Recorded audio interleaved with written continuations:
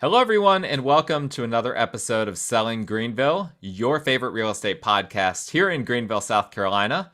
I'm your host, as always, Stan McCune, realtor right here in the Greenville area. You can find all of my contact information in the show notes if you need to reach out to me for any of your real estate needs. And just a reminder, as always, please like the show on whatever platform you're listening or watching on. Subscribe to it. Make sure you don't miss future episodes. Leave a rating, leave a review, any of those things you can do, I would greatly appreciate to support the show. I'm very excited today that we have a special guest on here, Susan McLarty of Greenville Homeless Alliance. She's the director of Greenville Homeless Alliance and just has a lot of insight. We've talked about the issue of homelessness, which is an issue in our country as a whole. Greenville is no exception to the rule. Obviously, the upstate as a whole, if you go into Pickens, Anderson, Spartanburg, all of the upstate, this is an issue of, but this is a specifically Greenville-oriented podcast. So I connected with Susan a few years ago, and really for a while now, I've been wanting to have her on the show. And then I reached out a few weeks ago, and this has been in the works for a little bit. But Susan, again, director of Greenville Homeless Alliance, thank you for being willing to come on the show. I appreciate it. Thank you, Stan, for having me. I've been looking forward to the opportunity to delve into this with you. Absolutely. So, for the listeners out there who have never heard of Greenville Homeless Alliance, what is it? What are you guys doing? What's your mission? Anything you want to explain about your organization? Yes, thank you. We like to call ourselves a coalition of doers and change makers, focused specifically on Greenville County. And our vision is that everyone in this community would have access to a safe and affordable home. So I'm sure we'll talk a lot about what that means. Absolutely. And then in order to achieve that vision, our mission is that we are a convener, a connector. We are not out there as case managers or care coordinators. We're trying to bring all the big entities that touch this issue together so that we're not working in silos, so that we're leveraging, every penny to meet the needs of the people who are experiencing homelessness and those organizations that are focusing with direct services. But in order to do that, what we say is we're trying to bring both public and private partners together. And when we strengthen those partnerships, we believe it will broaden support overall and increase options. So that big word of increasing options, just like when you're dealing with a client who's looking for a new home in Greenville, you don't want to just show them one, right? Well, if they will buy the first one, then I'm okay with that. But okay with that? Well, normally they do have to look at a few. Normally, yeah, people like at least, more than one option. But so we're really trying to make more options available, especially for people who are most vulnerable. And they're vulnerable because their income typically is going to be on the lowest end of income. And then, so obviously they have to be experiencing homelessness and wanting to seek stability out of that experience. So if you don't mind, just explain to me a little bit more in terms of what Greenville Homeless Alliance, how you guys are kind of positioned between these public and private entities. What exactly are you guys accomplishing in order to help? Is it cohesion that you're trying to bring, or what exactly, if you could just kind of explain that, how you guys work in the middle of all these different organizations? Sometimes this is helpful, especially if people are familiar with bicycles and, thinking about the popularity of our Swan Private Trail here. But if you think of that hub in the center of a bicycle wheel with those spokes going out, we are that hub in the center and trying to make that strongest connection possible between, when I say every different type of public and private organization that could be touching this issue, could be obviously local government, to your hospital systems, to your school system, frontline service providers. That's kind of where we started, because they were already providing services. Some of them, when we got started, had been in this community for over 100 years. So does that make sense? It does. So practically speaking, what does that look like? What would be what would be an example of you guys, working with these different organizations and being that spoke of the wheel? Sure. One of the first early examples that we can now say was made possible by this intentional hub relationship is that we knew that people were being discharged from our local hospitals, but not well enough to return to living on the streets. But yet our shelter providers had to also turn them away because they weren't equipped to care for some of the medical needs. They're just not set up that way. Right. And so they had to turn people away, which meant we had this revolving door of, in and out of the hospital and, through the ER, very high public cost when, Sure. someone doesn't have a safe place to recover and can, care for their medical needs. Yeah, absolutely. And so we have a federally qualified health center partner that comes through. So all their funding comes through our Health and Human Services division of the federal government. And here that's called New Horizon Family Health Services. And they provide health care to anyone in Greenville County who, would be needing it. But they also have a very specific program called Health Care for the Homeless. And because that partner said, hey, I'm aware of other parts of the country that actually provide a special type of bed called medical respite. They started, with our connecting of funders and other partners that led to Miracle Hill Ministries, which is our largest emergency shelter provider, both in Greenville and across the upstate. They said, wow, we knew we were having to turn individuals away. Once they understood what could be done, they actually were able to accommodate this new medical respite program in their current men's and women's shelters without having to build anything new. They just rearranged some space.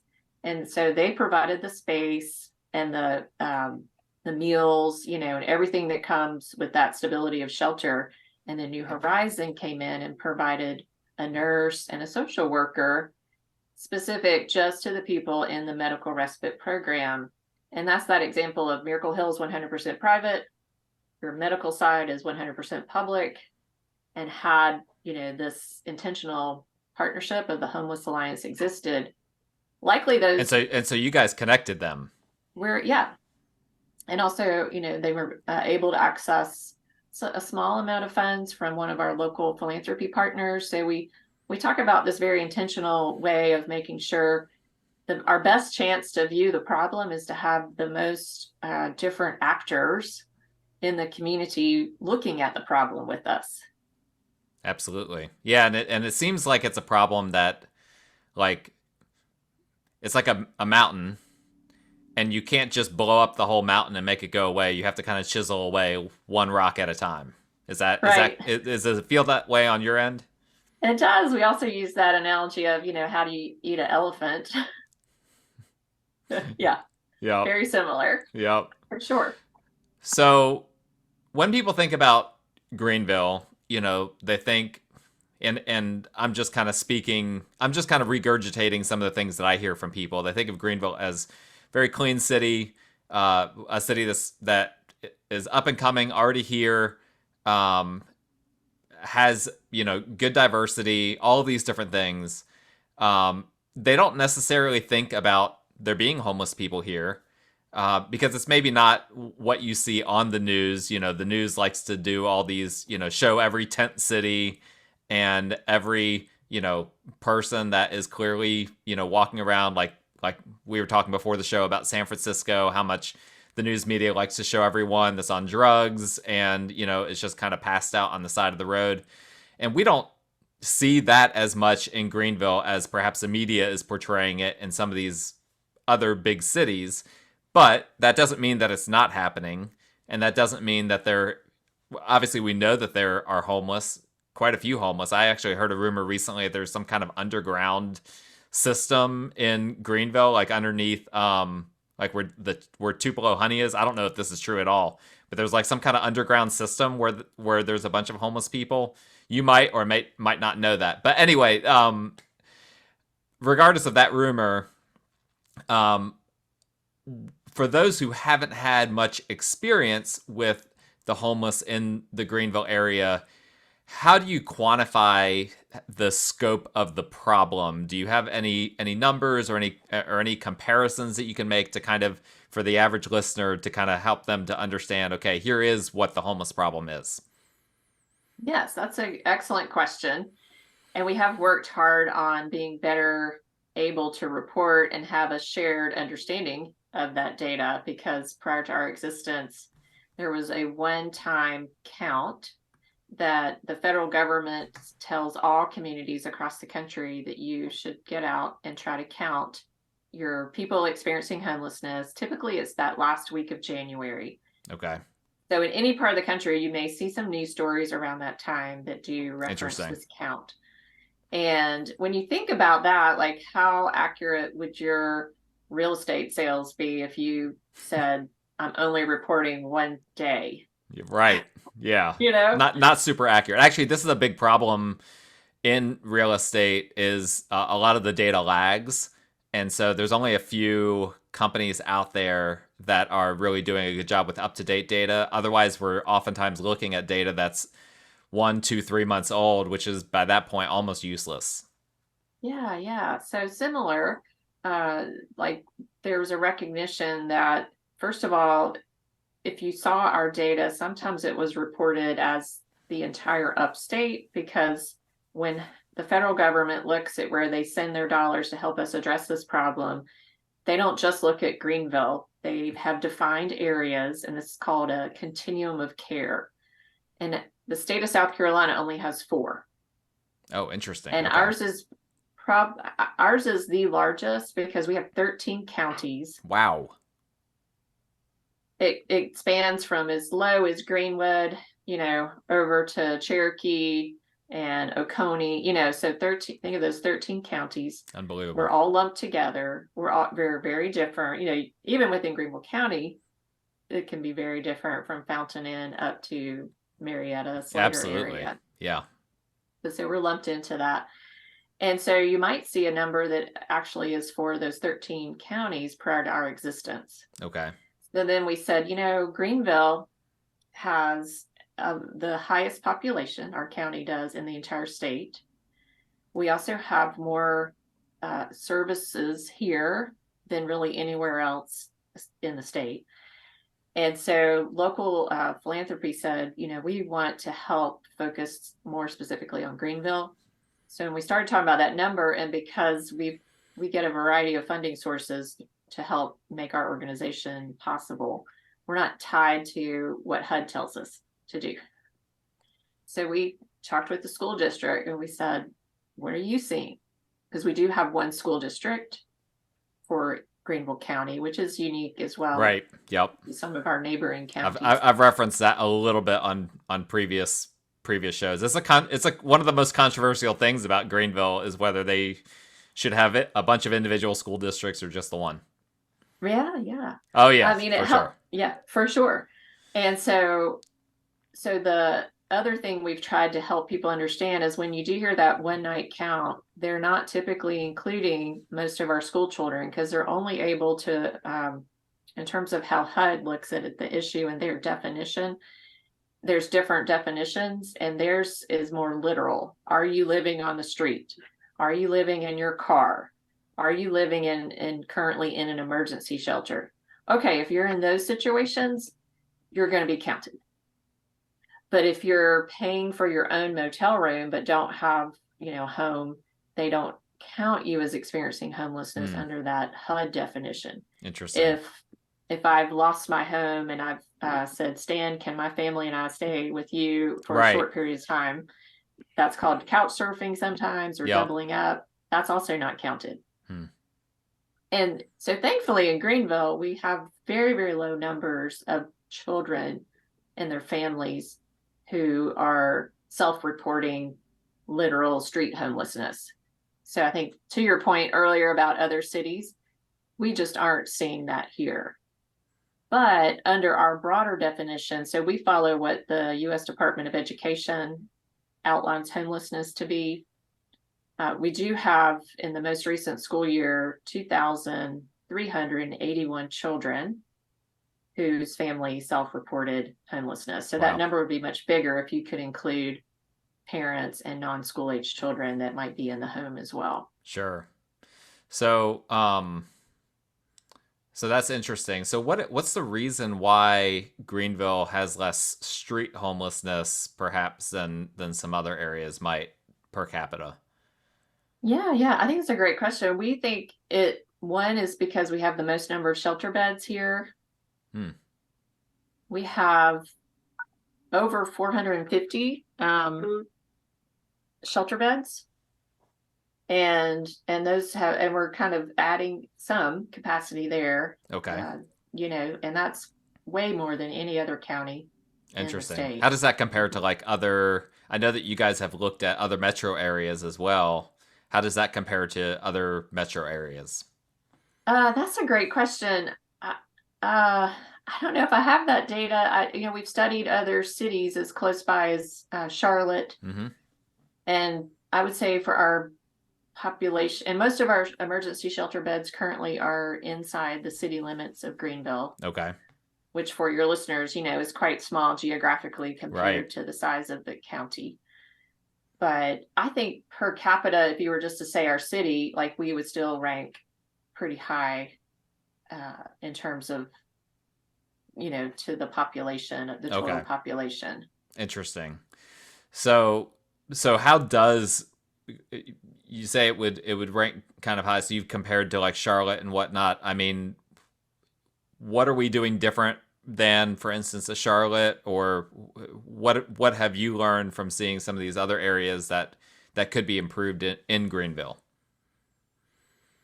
So one reason we formed the Homeless Alliance is we did have this recognition. And when I say we, it was among those big service providers who, like I mentioned, the one who had been here by the time we were forming was the Salvation Army of Greenville County, over 100 years.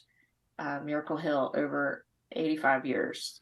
So like these United Ministries, where I'm coming to you today from, over 50 years. So these partners who said something has changed and we need to do something different, because otherwise the people we're trying to serve are going to end up more harmed than helped. And so what they landed on, like the housing, was so elusive. It used to be more plentiful, especially if you look at where our shelter and nonprofit partners, where their offices are.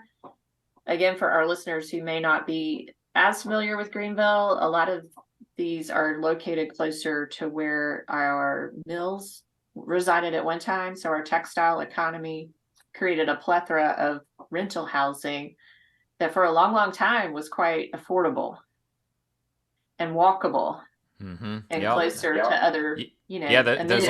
those little mill towns. Yeah, they're you can walk straight to the mill, and yeah, you can envision just how how thriving that was at one point. People not even needing even a vehicle. That's why it's so hard to drive around those areas. Right. Some of the streets are very narrow. So really, we said, we've got to figure out how to help more people understand what's now very difficult, because we have a lot of residents who care deeply about these nonprofits, but they may not know how to help create these long permanent solutions that are now so difficult to find. And the other piece that comes with that is, like, usually with homelessness, you're not just experiencing the lack of housing. You may have had a ding on your credit. You may have experienced an eviction. You may also have, like you said, like, what if you don't have a car? Like, that really limits where you can look for Mm-hmm. housing.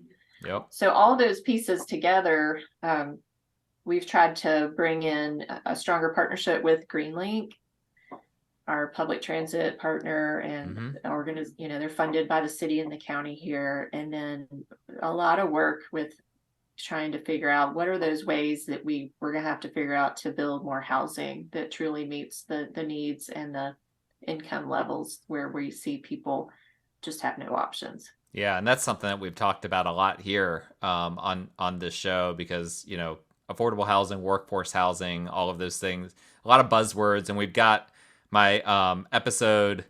My most recent episode of the show was about the local political scene And of course, we've got mayor races and city council races all over the upstate.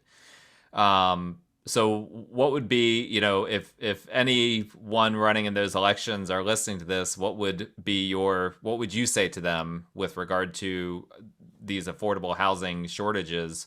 What can public officials be doing to help on that front?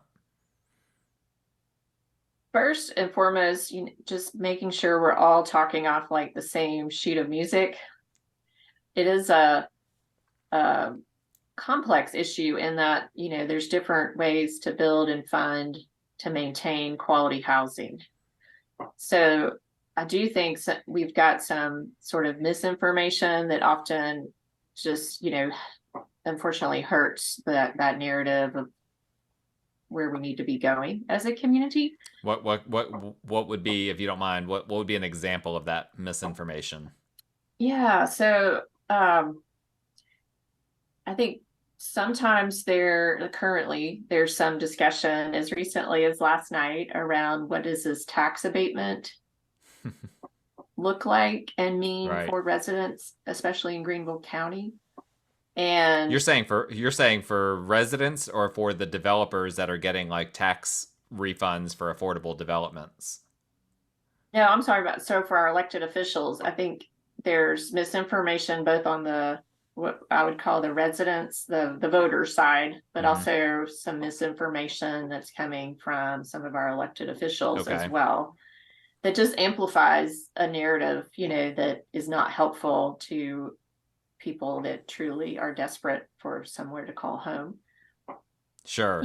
So I think what often is misunderstood is housing is expensive to build. It's gone up during COVID, construction cost, construction labor, all those market forces have impacted interest rates, all those things are outside of our control. So in order to build quality housing, it looks the same, but the way to make it affordable is you've got to figure out ways to layer more money in there to bring that rent down, to bring down the cost of habitat home. And so that is, the only way that we're going to match. Again, it's not that people aren't working, people have jobs, their income just is lower than where the market offers that housing. Right. So in order to help people leave homelessness, like we've got to be, finding ways to stack capital and bring that cost down so that person pays what any of us, that gets to the definition of affordable. We should be all paying around 30% of our gross income or less for our housing cost. So like, could your clients, buy a home that's 50% of their gross income? Would the bank give them a loan? It depends. It depends on how they're reporting that income, but they're not supposed to. Right, they're not supposed to. So it's also true in the rental market. You're not really supposed to. Like a lot of times when you go to rent, you have to show you earn 3 times the rent. Yep. Right. Well, there's a lot of private property owners out there that are not adhering to that. So we have a lot of residents in Greenville County. We even have like 32,000 households, Stan, who are paying more than 30% of their income for their housing. Wow. 32,000. So we look at that as like, that's 32,000 households that at any moment could fall into this crisis. Yeah, for sure. Yeah. So we think it's surprising our numbers aren't higher. Right. Yeah. And is that 32,000? Is that just in the city limits, or is that's Greenville County? That's Greenville County. Okay. Because I was going to say the city only has 75,000. So right. I don't remember. I haven't looked at the most recent numbers, but it was like I'm not relieved from the county standpoint, but I'm like, well, at least that's not the city. That would be really bad for the city. So would you say that are the solutions keeping up? The solutions for homelessness and the various public-private work that's being done, the various charities that are contributing, all of these things, are they keeping up with the demand, or is the homeless problem getting worse? Is it growing at a rate that we're really struggling to keep up with it in the Greenville area? That gets it back to how the data we have access to is one piece of your questions. We do know year after year, we look at the school district numbers because they're able to report each school year. And the numbers start over beginning of the school year. That number has been dramatically rising. So we are not going in the right direction for our children and their families. But like we talked about earlier, majority of those children and their families are not going to qualify for the federal resources we do have to address. We have to wait for them to fall into finding a bed in an emergency shelter or finding themselves literally on the street, which is not really a good long-term solution. No, that's for sure. For your future workforce, they also, there's a statistic out there that says every time a child has to move due to housing instability, they can lose on average 6 months of learning. And what we see too is it's not just one move in a school year, it's usually 4 or 5. And you could see why that becomes difficult then to keep up and graduate even from high school if you and have then that's that just housing. that probably just perpetuates the cycle. Exactly. And then they're more likely to be not as educated as the median, student, and then they become an adult, and then they're already starting behind the 8 ball. Right. So the other part that's hard to keep up with, while we are making progress, and I'm glad I'm going to listen to your episode about the most recent, our election coming up in November. So that's the good news. We've done a ton of advocacy and alongside others, and we have seen our local government here in the city of Greenville use our own tax dollars to help make more housing come online. And so that's a really critical piece of we can't just hope that somebody else is going to solve our problem. Yeah. That's, if Greenville had waited for that to happen, we wouldn't have the beautiful city we have today. So, that's good that we're doing it. We're still not doing it at the rate that the consultants who helped us look at the problem said we should be, but they're trying to get there. What, so what, the current what, need, goal what, is what needs to be done for us to get there? What are those numbers of units or however you look at it that we need to get to in order to reach the goals that you would have? There is a strategy that's been put out by the Greenville Housing Fund. So they are the entity that is looking more alongside Greenville Housing Redevelopment Authority. So between those two, they're really looking at the housing situation across the entire county. And they've said in order to get to the goal, which would reduce our shortage by half, is we need 10 million from each local government entity per year after year, to drive that number in half. 10 million what? If you could just 10 clarify. million in a local revenue, 10 million from the city, from $10 our million city general operating budget. 10 million. To go towards what specifically? That goes into a fund. If it's a city, it goes into the Greenville Housing Fund, who holds those dollars, and they become, in some cases, the last gap of funding to help a deal pencil. So when we were talking about the tax abatement, that's one way that, when you're trying to bring down the cost to the consumer, being someone trying, in this case, to exit homelessness, you got to find different kinds of capital in order to do that. So they don't give all 10 million to one partner. It might be a recent example could be 500,000 was what that developer needed to close that gap to get the bank to, agree for them to do this housing development. Yep. So they're called that last gap funder. And sometimes they're the first to be paid back. So we're also trying, where possible, to recycle dollars. So then it's there to help the next project that can't pencil. That makes sense. Yeah.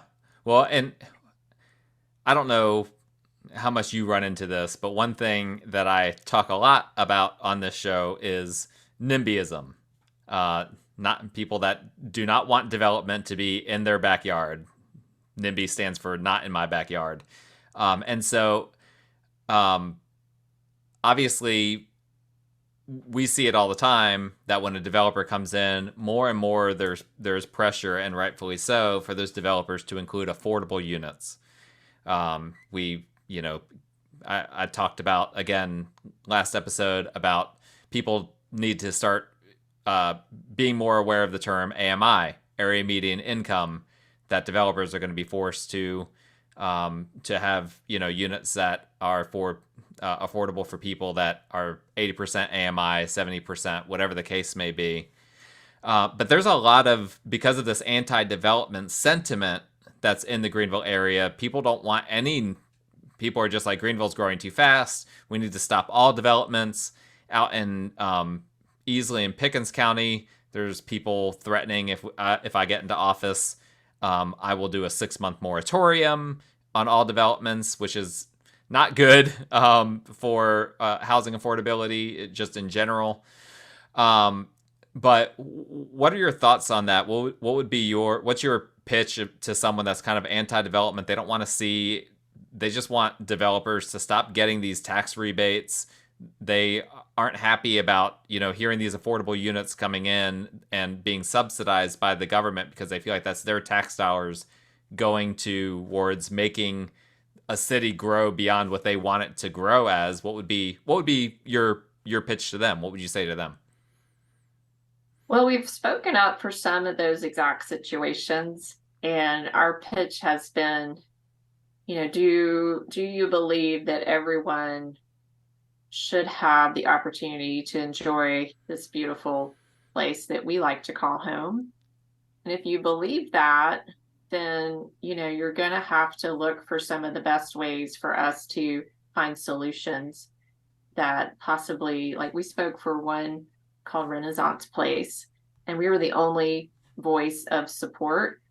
And, you know, it's right there, not far from Bob Jones University, so close to grocery stores, very close to the bus line.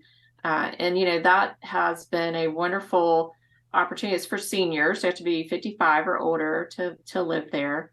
And it's just quality housing that's right, you know, in a great part of our city. It's actually right on the city county line. And, you know, we're just like, I wanted to be welcomed. I moved here in 1992, fresh out of college, to work for Milliken and Company. And, you know, I wanted to be welcomed. I didn't want somebody to go, you're going to have to, you know, commute from Clinton or Right. somewhere, you know, Sure, way far out. So I that's our best argument, is like, how would you want to be treated? And if you care about this community, then, you know, we're going to challenge you that there's many jobs that are not paying, you know, a person or a household enough as well to live close to where they work. So it could be that burger that you love, you know, that restaurant may go out of business because they can't find employees now who yep, can afford to either park in a garage or drive, you know, that far to work, or their car breaks down, you know, and they can't make it to work. I mean, there's just so many factors of, like, if you can have this diverse incomes, it's actually the most healthy way a community can thrive, and it, you know, people can have access to employment, and then from there they have other opportunities. But you can't get them here. you're right. They Yeah, can't work. an area is either growing or it's stagnating, in my opinion. And, you know, unfortunately, a lot of people don't realize that. They think we can just stay the same, but you can't just stay the same. It just doesn't work that way. Right. So yeah, no. The other thing I would say is, like, we do think you have to be smart about where the best places to build are, especially in our county that's so big and has a lot of diversity in opportunities where land still exists. You know, I think 2/3 of Greenville County is not zoned. Mm-hmm. And so, we would say it's better right now to build closer to where we do have infrastructure like Sure. water and sewer. Yep. So, there's just things like that. We're part of other coalitions that are looking at what's the best way to use the land. And we work with partners like Upstate Forever and that coalition. We also, what is the opportunity with our GreenLink system? How can we help make sure housing that we could build near those existing routes gets developed to help serve, especially people whose income really is going to rely on that affordable transportation option. It's just Yeah. got it takes a lot of intentionality and planning ahead. Yeah, absolutely. Did Greenville Homeless Alliance have any input in like the very controversial Project Woven? Were you guys involved with that at all, or what? How did that come about? Yeah. So we did attend a lot of those public meetings, and we do encourage those who are part of our coalition to also, if they're able to be a part of those public meetings, to give comment, to be aware. I think that is a good example of where the county's new tax abatement policy made a difference and helped increase the number of affordable options in that new development. And that was And they included several at 80% AMI, right? Is that what that one was, if I remember correctly? the before they got the approval for the new tax abatement, they did have a few, but so it increased even further. And that now they've got some at 80, some at 60, and some down at 40% Okay, of the great. area median income. Yeah. So we think, that's also a smart way we haven't touched on yet is like we really can be a healthier community when you mix different incomes with each other. And Yeah. so that does that. They also have some space for entrepreneurs that's built into Woven that we, I think see that partners like Mill Village Ministries can help, you know, um, through what they're incubating, give people then that permanent space to be the entrepreneur and grow their own business. And, that's a great way for someone to be more successful in today's economy. And I And should we hope probably we can.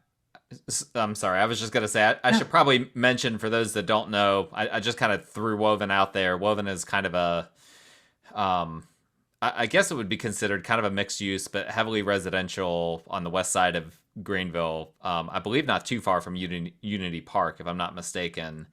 Um, Yeah. Development that is basically mixed market rate and mixed affordable housing. For those that aren't familiar with it. So sorry to interrupt you, but I Yeah. realized No. in the middle of that like some people probably have no idea what that is. So Yeah. I think still what's hard, and you were touching on it a little bit earlier, is the breadth of the affordable equation continues to grow. So like our area median income is continuing to rise. And where Woven sits is a historically Black neighborhood. And so the neighbors that we heard come and speak, many of them said, but this is including affordable, but it's not affordable for what I need or what my parents need now that right, they've aged out of their home. So sure. that's kind of some of the hard conversations because That even with affordable housing and workforce housing, that gentrification still happens. it is, and we with the Homeless Alliance are also focused in at 30% and below the area median income, and it kind of just comes back to like 75% of the people who make that choice to enter our emergency shelters have zero income. Yep. So you're not going to go from like 0 to 70,000 gross annual income Right. immediately. So that all takes time, and you have to have that housing stability in order to be, to have the ability to work. So is kind of like you get those people with that are not making any money. The first job is just to get them into a shelter, or perhaps maybe to get them a housing voucher where they can rent and start to get income history, and then is the next step to potentially get them into some of these you become a homeowner in an affordable unit or perhaps a habitat home or something like that? Like, is that kind of the goal when someone has no income? Or do you So guys think of every it in person, like a different way? yeah. I would say like when we try to think about a person-centered approach and recognizing that that person is best like their own goals for themselves, and what hopefully we can do is as a collection of service providers come around them to help pull those barriers out of the way to let them reach those goals. So it's hard to say. I would say like related to the housing voucher, there's a small handful of vouchers that it's almost nearly impossible to make that resource match up with someone Okay. who's in a shelter.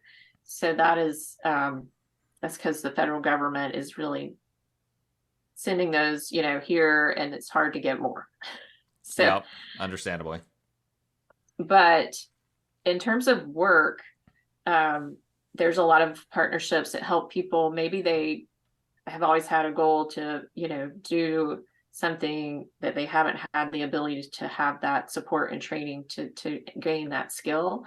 And so sometimes while people are in shelter, they may be working also with a coach through United Ministries with their Striving to Thrive model, and helping people, okay, what can we do to help you gain those skills so that when you are ready to exit, your income is higher and your likelihood of being able to afford all the different components to remain stable are available to you. Yeah, that's great. Yeah. So what we hear though is like there's such a strong desire to work once people gain that kind of they're in shelter, they're feeling like more stable, safe, that they could just walk down Main Street, and they do that, and they come back with a job in one of our local restaurants or even a national chain. And unfortunately, it's really hard then to match the housing Right. with that income and keep them close enough to that place they've taken the job with. And I've Does that seen make some sense? instances with people with vouchers that they get a job and now they don't, now their voucher, the value of their voucher has gone down. Perhaps, you know, they're in a different income bracket. So now they don't qualify for as high of a housing voucher. So now, even though they're making more money, they're now also having to spend more money in order to rent because now they have a copay that they're having to pay in addition to their vouchers. So that's like a whole separate, you know, issue where sometimes people are disincentivized to make income based on how that social safety net system is structured.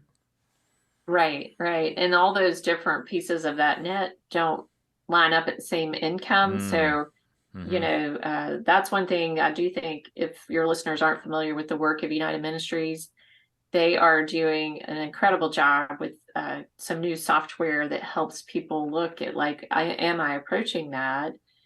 And if so, like I might lose, my ability to cover childcare, and so it just helps instead of just finding out after the fact, which is Right. how it happens for most people today, sends you into that crisis. So they're really working to get more proactive, Interesting. which is great. Which So is they great. Yeah. are they is that a standalone charity or are they affiliated with anyone? They're a standalone nonprofit. Okay. Hmm. Okay. Yeah, that's great. We'll definitely have to if you could send me a link to them, I can link to them in the show notes. I'll also link to Greenville Absolutely. Homeless Alliance as well. And anyone that you want me to link to, I'll link to in the show notes. Um Yeah. what We like to give so them a shout out too, because they give us office space and treat us like employees, which is helpful with this new way of working that we're doing, which is a little harder to find grants to cover because we're not providing those direct services. sure. So we're located here in their administrative building. Oh, that's fantastic. So we only have a few minutes left, and you've been very generous with your time, so I appreciate that. So I just a few quick questions here, and then we'll let you go. What would you say are perhaps some misconceptions that people have about homeless people in general?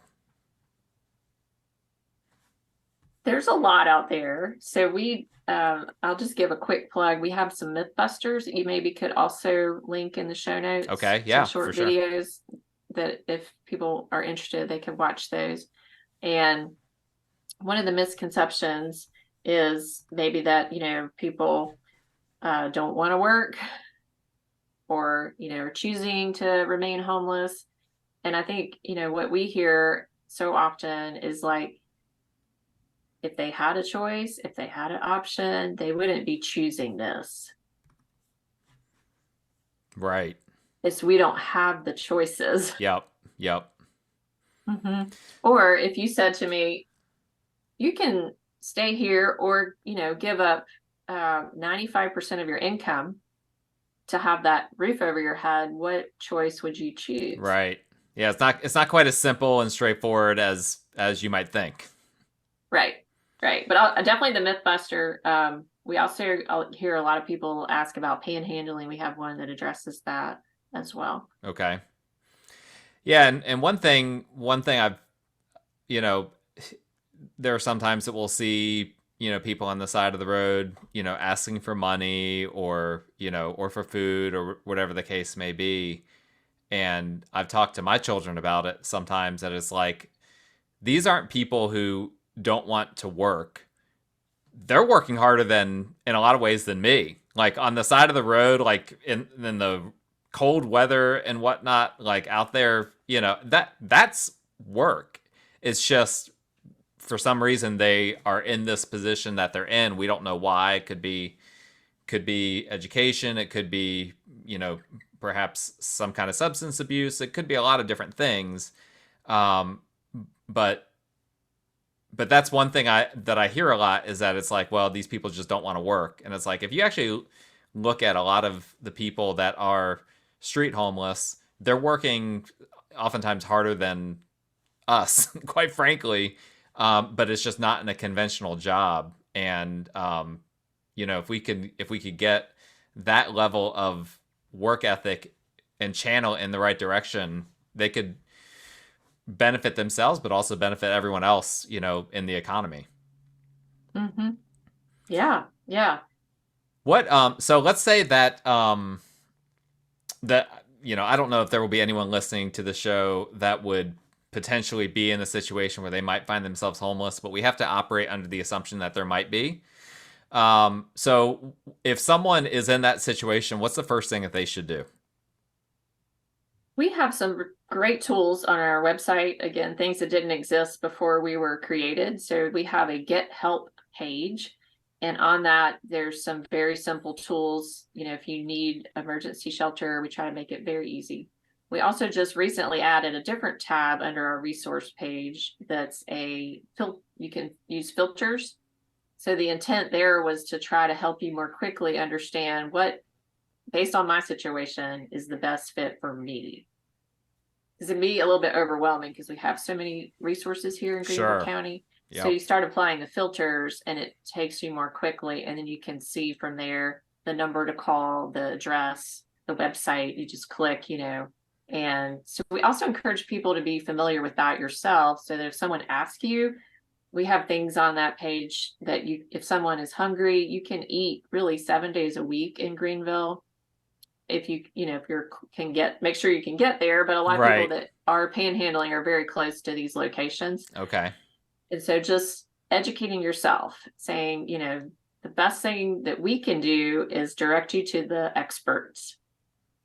Anything that I, could give as a regular everyday resident is probably what we would call a Band-Aid, and may just continue to keep that person more in that state of crisis. What we want them to do is move out of that state of crisis and get stable, be contributing parts of our community, and have all those, benefits that we enjoy. Absolutely. So practically speaking, what can the average listener on here who is in a home and it desires to help with the homeless situation in Greenville, or perhaps even outside of Greenville, but this is a Greenville show, so practically what can people do to contribute towards solving this problem? Well, we would first invite everyone to sign up to get our e-communication. So we only send 2 things a month. And outside of that, we might every so often send what we call a call to action alert. And that is one way we're trying to mobilize people to help show up and maybe be the yes in my backyard and combat what typically is always going to show up, the no in my backyard, right? So we don't, we Yeah, won't. we're a big, this show is a big YIMBY supporter. Yes, in my We'd love to backyard. have more support of that. It Yes. truly takes a lot of voices to convince the policymakers. And so sign up for that. And then we feature a lot of the partners who, we would encourage you, if you're living in housing that's affordable, that means you probably should have some extra income available. And that's always welcome. Money solves problems, Stan. That's right. Absolutely. So And you can choose. I've seen Yeah. on the Greenville Homeless Alliance page there's a donate button that people can click, and I assume it's pretty straightforward in terms of donating on there. It is. And currently, depending on how soon this airs, we have our one time a year event where we, have a luncheon on November the 14th. It's during the National Hunger and Homelessness Awareness Week. And that's a way you could be a sponsor, join us for that. And those dollars are going to help ensure that we keep this entity of the Alliance going. And this year we're actually having a fun nighttime event. And it's kicking off a 6-month art exhibit. Awesome. Yeah, it's going to be right off of Main Street. Yeah, that's fantastic. I'll definitely have to look into that. Yeah. But just educating yourself, educating those who in your circle of influence is also as important as those financial dollars. Yeah, 100%. So, last question, because this is a little bit more sobering episode. Obviously, we're talking about a major problem: children not in homes, people out on the street. But to end on a positive note, what are some of the things in the future that have you excited, that we are contributing towards getting more people off the streets or out of motels that they can't afford and into homes? What are some of the things that have you excited? Thank you for that question. We are very excited that we are undertaking the second largest public art commission mural in the city of Greenville. Oh, wow. Where's that going to be? And it's on the back of Trying Mercy Center Sanctuary. So okay. If you're familiar with Stone Avenue, about 14,000 cars or vehicles per day travel just in that one direction towards this future mural. Yep, I go through that area all the time. Yeah, so pretty soon you'll see a boom lift on site, and we've got a local artist creating this mural that depicts stories of hope. And our hope is that more people become curious about what are those stories of hope? What did it take? It'll hopefully dispel some of those myths, but we know the solutions to homelessness. We truly believe we just need more people to join us in creating those solutions. And so, those 14,000 per day, we hope are just little seeds that get planted that turn into, blossoming flowers, trees, things to come for Greenville that makes it such a better place for the long term. So that's really exciting to us. And the people that are featured in there also, like, tears came to their eyes when they knew that they've been chosen to be the face of trying to bring hope. They've come out of such dark, difficult circumstances. Sure. And now, so it's really meaningful to us that we can lift up that and that they're willing to share that experience. So as that comes to completion, we are also launching in November what we're calling the GVL, so Greenville Ignite Fund. So stay tuned to hear about that, but we want to work with housing providers and just figure out what can we do to help it make it easy as possible to house our most vulnerable residents.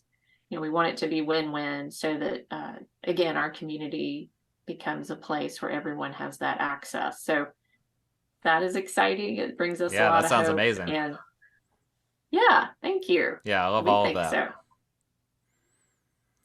So it's solvable. That's what people should know. Yes. It's solvable. it takes more than just you and a few city officials. It takes, I know it's cliche, but it does take all of us, at the end of the day. And so that's why I wanted to get this episode out. I have a lot of other people that I want to interview, but I really wanted to get this out because I just felt like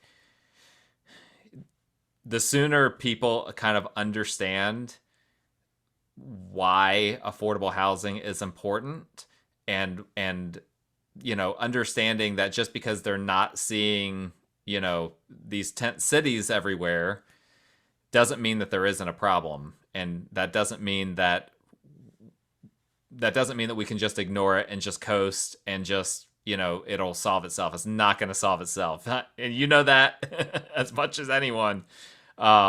And so thank you so much for what you're doing, and any of your partners or affiliated organizations that might be listening. If you're listening, thank you to all of y'all as well, because it like I said, it benefits all of us when people have a safe roof over their heads. That it truly is does. the best thing for the entire city, for the county, for the upstate as a whole. It does. And we know that it's not like we have data. We could go on, I know, for longer, but there is data to show most of those people we've talked about today, their last permanent address was right here. So it's a homegrown issue. Yep. That it's going to take a homegrown response. That's interesting. So what you're saying is that most of the homeless in our area are not coming here from another area. Yeah. I do want to ask one follow-up, and then I promise I'll let you go. Okay. This is a big topic of discussion. So. It is. So those people, are they getting priced out? What is the reason for that happening? Yes. We hear almost daily from people who have done nothing wrong, but maybe, they have been a long-term renter, and their person there, or entity they're renting from, has decided it's time to sell, and they might get a 30-day notice, and Yep. It's virtually impossible to find, especially if you've been a long-term renter and they haven't increased your rent dramatically over that time. Yep. You're going to be shocked with what market rate rent is. Yeah. And so it's really, really tough. So that's that is what's happening. And if someone does move here thinking it's going to be better in Greenville than it was where they came from, United Ministries, where we are located, if they get here and realize, you know what, this didn't work out for me and I really need to get back, they work with people to arrange transportation back to where, that family and other resources exist, so that people can not be trapped here. Yeah, absolutely. Well, that was all great, Susan. Thank you so much for coming on the show. We send me whatever links you want me to include in the show notes, and I'll put them in there. Okay. But if people want to get a hold of you, or want to get a hold of Greenville Homeless Alliance or whatever, what's the best way for them to do that? Yes, on our website we have a tab with the connect with us. And what is the URL for your website?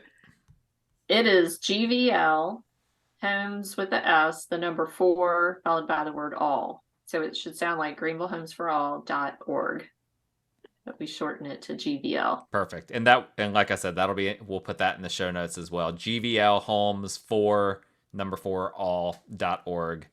Correct. So perfect. Yeah, I've got it pulled up here, and yeah, I see the connect.